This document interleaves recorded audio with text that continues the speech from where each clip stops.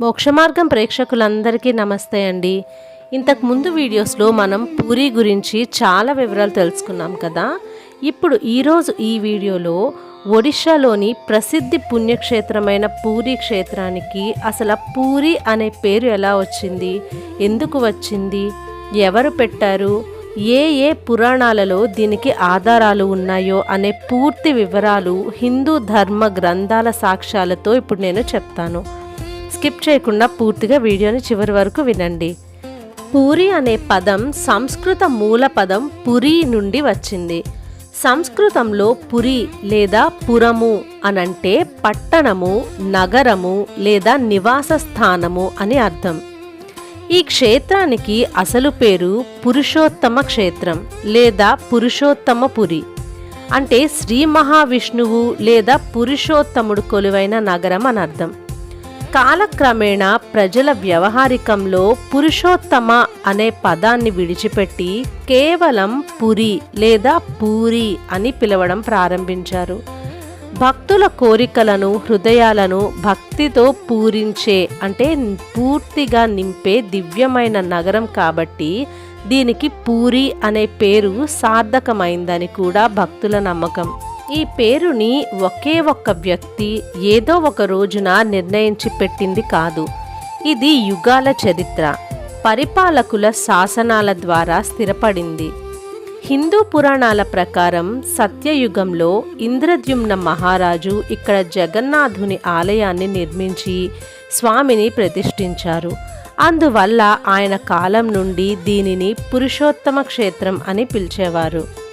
క్రీస్తు శకం 12వ శతాబ్దంలో కళింగ పాలకుడైన అనంతవర్మ చోడగంగాదేవ ప్రస్తుతమున్న భారీ జగన్నాథ ఆలయ నిర్మాణాన్ని ప్రారంభించారు. ఆయన శాసనాలలో ఈ ప్రాంతాన్ని పురుషోత్తమ క్షేత్రం అని పేర్కొన్నారు. మొఘలులు మరియు మరాఠాల కాలంలో దీనిని పురుషోత్తమ ఛత్తర్ అని పిలిచేవారు. ఆ తరువాత భారతదేశాన్ని పాలించిన బ్రిటిష్ వారు సులభంగా పలకటం కోసం పురుషోత్తమ పూరిని కుదించి వారి రికార్డులలో పూరి అని నమోదు చేశారు. నాటి నుండి నేటి వరకు ఇది పూరిగానే ప్రపంచవ్యాప్తంగా స్థిరపడిపోయింది. హిందూ సనాతన గ్రంథాలలో పూరి క్షేత్రం యొక్క ప్రాముఖ్యత, దాని పూర్వం నామాల గురించి స్పష్టమైన సాక్ష్యాలు కూడా ఉన్నాయి. పూరి క్షేత్రం గురించి అత్యంత ప్రాధాన్యత కలిగిన పూరి వివరాలు ఉన్న గ్రంథం స్కంద పురాణం. దీనిలోని ఉత్కళఖండంలో పురుషోత్తమ క్షేత్ర మహత్యం పేరుతో ఒక ప్రత్యేక విభాగమే ఉంది. ఇందులో పూరిని పురుషోత్తమ క్షేత్రం అని, ఇది భూలోక వైకుంఠమని వర్ణించబడింది. ఇదే పురాణంలో ఈ క్షేత్రాన్ని శంఖం ఆకారంలో ఉండటం వల్ల శంఖ క్షేత్రం అని కూడా పేర్కొన్నారు. నారద పురాణం మరియు మత్స్య పురాణాలలో కూడా పురుషోత్తమ క్షేత్రం ప్రస్తావన ఉంది. మత్స్య పురాణంలో ఇంద్రద్యుమ్న మహారాజుకు శ్రీకృష్ణుడు కలలో కనిపించి దారువు చెక్కతో విగ్రహాలను తయారు చేయమని చెప్పిన వృత్తాంతం ఈ క్షేత్రం అత్యంత పవిత్రమైనదని వివరించబడింది. పూరి జగన్నాథుని మూల విగ్రహం దారువు చెక్కతో చేయబడుతుంది. దీనికి సంబంధించిన ప్రస్తావన వేదాలలోనే ఉంది. ఋగ్వేదంలోని 10వ మండలం 10.155.3లోని ఒక మంత్రం ప్రకారం అదో యద్ధారు ప్లవతే సింధోః పారే అపూరుషం, అంటే సముద్ర తీరాన తేలియాడే అపౌరుషమైన దైవిక దారువును పూజించడం గురించి చెప్పబడింది.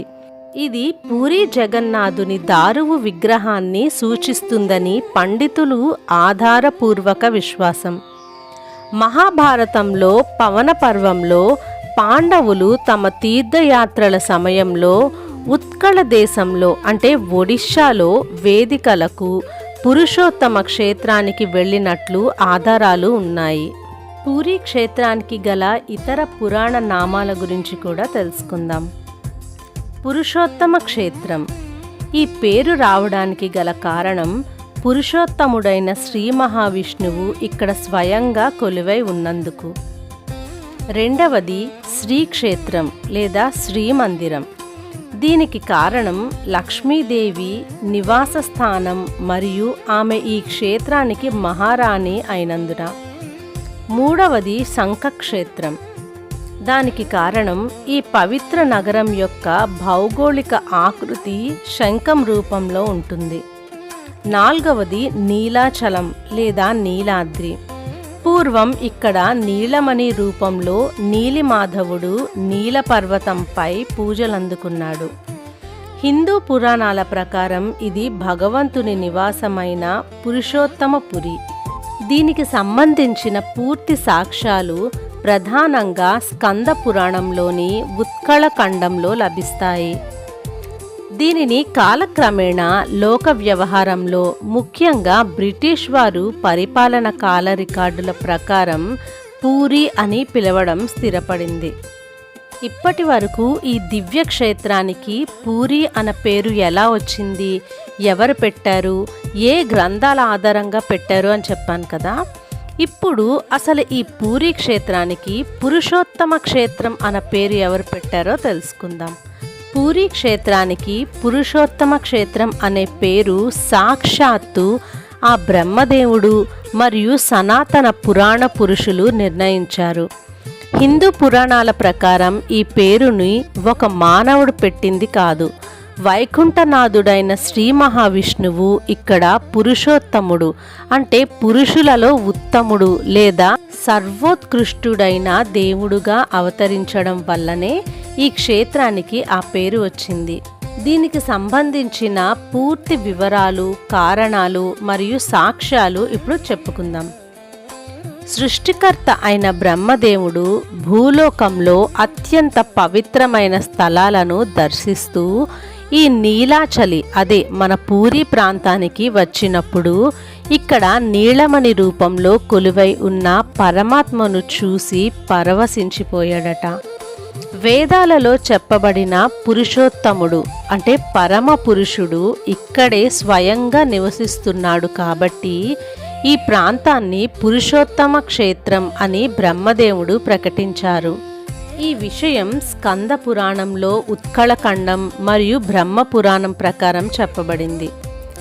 సత్యయుగంలో మాళవ దేశ రాజు ఇంద్రద్యుమ్నుడు ఇక్కడ జగన్నాథ ఆలయాన్ని నిర్మించి విగ్రహ ప్రతిష్ఠ చేయించారు.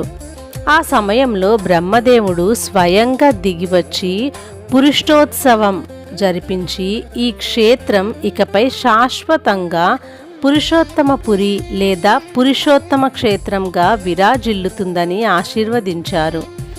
అసలు ఈ పేరు ఎందుకు పెట్టారో దానికి కారణాలు తెలుసుకుందాం. భగవద్గీతలో పురుషోత్తమ ప్రాప్తియోగం ప్రకారం క్షరుడు అంటే నశించేవాడు, అక్షరుడు నశించని జీవాత్మ కంటే ఉత్తముడైన వాడు, సర్వోన్నతుడైన వాడే పురుషోత్తముడు, అదే మన శ్రీ మహావిష్ణువు. యస్మాత్ క్షరమతీతో హమక్షరాదపి చోత్తమః అతోస్మి లోకే వేదే చ ప్రదితః పురుషోత్తమః. ఇది భగవద్గీత 15వ అధ్యాయంలో 18వ శ్లోకం. ఆ పురుషోత్తముడు సాక్షాత్తు దారువు చెక్క రూపంలో ఇక్కడ జగన్నాథుడిగా నివసిస్తున్నాడు కాబట్టి ఇది పురుషోత్తమ క్షేత్రం అయింది. కృతయుగంలో అంటే సత్యయుగంలో ఇక్కడ పరమాత్మను నీలిమాధవుడుగా పూజించేవారు. విశ్వావసు అనే గిరిజన రాజు భక్తికి మెచ్చి స్వామి అక్కడ నీలమణి రూపంలో ఉండేవారు. కానీ కాలక్రమేణా ఆ విగ్రహం ఇసుక తుఫానులో అంతరార్థమైపోయింది. ఆ తరువాత ఇంద్రద్యుమ్న మహారాజు కోసం స్వామి సముద్రంలో కొట్టుకువచ్చిన పవిత్ర వృక్షం అదే దారువు వృక్షం రూపంలో దర్శనమిచ్చారు.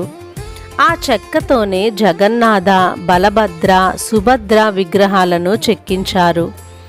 నీలమాధవుడే ఇక్కడ జగన్నాథుడిగా అదే పురుషోత్తముడిగా అవతరించినందుకు ఈ పేరు స్థిరపడింది. ఈ క్షేత్రంలో అడుగుపెట్టినా, ఇక్కడ గాలి సోకినా లేదా పురుషోత్తముని ముఖాన్ని దర్శించిన ఎంతటి ఘోర పాపాలైనా నశించిపోతాయని బ్రహ్మపురాణం చెబుతోంది. మానవులను ఉత్తములుగా మార్చే పురుషోత్తముని క్షేత్రం కాబట్టి దీనికి ఆ పేరు సార్థకమైంది. వేదకాలం నాటి నుంచే ఈ క్షేత్ర ప్రస్తావన ఉంది. అక్కడ అపూరుషం అంటే పురుషోత్తముని యొక్క దైవిక రూపం సముద్ర తీరాన కొట్టుకు వచ్చిన చెక్క రూపంలో పూజలు అందుకుంటుంది అని పేర్కొన్నారు. కూర్మ పురాణంలో స్పష్టమైన శ్లోకం ఉంది.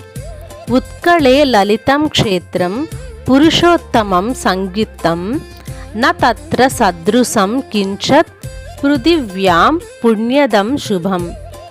ఈ శ్లోకంకి అర్థం, ఉత్కళ భారతదేశంలో పురుషోత్తమ అనే పేరు గల అత్యంత సుందరమైన క్షేత్రం ఉంది. దీనితో సమానమైన పవిత్రమైన శుభప్రదమైన స్థలం భూమిపై మరొకటి లేదు అని. ఈ విధంగా బ్రహ్మదేవుని చేత నామకరణం చేయబడి పురాణాల ద్వారా ధృవీకరించబడిన పురుషోత్తమ క్షేత్రం కాలక్రమేణా ముస్లింలు మరియు బ్రిటిష్ పాలకుల ఉచ్చారణ సౌలభ్యం కోసం పూరీగా రూపాంతరం చెందింది. ఇదండి పూరి అనే పేరుకి అలాగే పురుషోత్తమ క్షేత్రం అనే పేరుకి సంబంధించిన పూర్తి వివరాలు. ఈ వీడియో మీకు నచ్చినట్టయితే లైక్ అండ్ షేర్ చేయండి. మన ఛానల్ని సబ్స్క్రైబ్ చేయని వాళ్ళు ఎవరైనా ఉంటే వెంటనే సబ్స్క్రైబ్ చేయండి. జై శ్రీకృష్ణ. నమస్తే.